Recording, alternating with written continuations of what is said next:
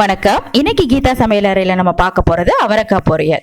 So பொரியல் பண்ணுறதுக்கு நான் ஒரு நான்ஸ்டிக் கடாய் எடுத்திருக்கேன். ஸோ கடாய் நல்லா சூடானதுக்கு அப்புறமா தேவையான அளவு நல்லெண்ணெய் சேர்த்துக்கோங்க.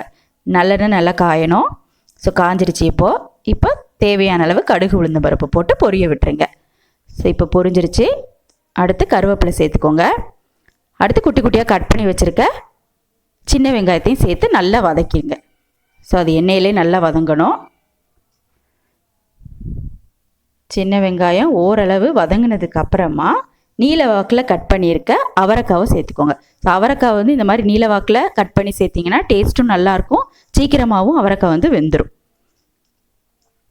ஸோ அவரைக்காய் எல்லாத்தையும் சேர்த்ததுக்கப்புறமா வெங்காயம் ஆயிலோடு சேர்த்து நல்லா வதக்கிடுங்க.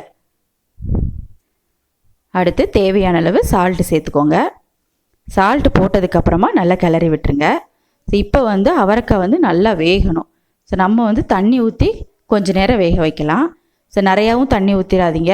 ஸோ ஒரு 1/4 டம்ளர் மட்டும் தண்ணி ஊற்றி ஸோ அதை நல்லா மிக்ஸ் பண்ணிவிட்டு நம்ம மூடி போட்டு ஒரு 5 மினிட்ஸ் வேக வைக்க போகிறோம். ஸோ இப்போ 5 மினிட்ஸ் ஆயிடுச்சு. ஸோ ஓப்பன் பண்ணி எப்படி இருக்குன்னு பார்க்கலாம். ஓரளவு அவரைக்காய் நல்லா வெந்துருச்சு. ஸோ இப்போ நல்லா கிளறி விட்டுட்டு ஸோ அடுத்து ஒரு 1/2 ஸ்பூன் சாம்பார் பவுடர் சேர்க்க போகிறேன். ஸோ சாம்பார் பவுடர் சேர்த்திங்க அப்படின்னா டேஸ்ட் கொஞ்சம் டிஃப்ரெண்ட்டாக இருக்கும். அதையும் நல்லா மிக்ஸ் பண்ணி விட்டுருங்க. ஸோ மிக்ஸ் பண்ணதுக்கப்புறமா இதை மூடி போட்டு ஒரு 2 மினிட்ஸ் வேக வைக்க போகிறோம். அந்த டைமில் கொஞ்சம் தேங்காய், ஒரு பச்சை மிளகாய், கொஞ்சம் ஜீரகம் போட்டு ட்ரையாக அரைச்சி எடுத்து வச்சுக்கோங்க. ஸோ இப்போ 2 மினிட்ஸ் ஆயிடுச்சு. ஸோ சாம்பார் பவுடர் வாசனையும் போயிடுச்சு. ஸோ அவரைக்காவும் நல்லாவே குக் ஆயிடுச்சு.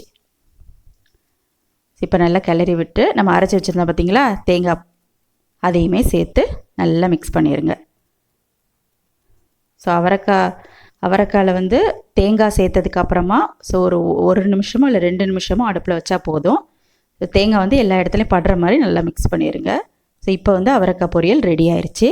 ஸோ கண்டிப்பாக ட்ரை பண்ணி பாருங்கள். ட்ரை பண்ணி பார்த்துட்டு எப்படி வந்தது அப்படிங்கிறத என்னோட ஷேர் பண்ணிக்கோங்க. தேங்க்யூ.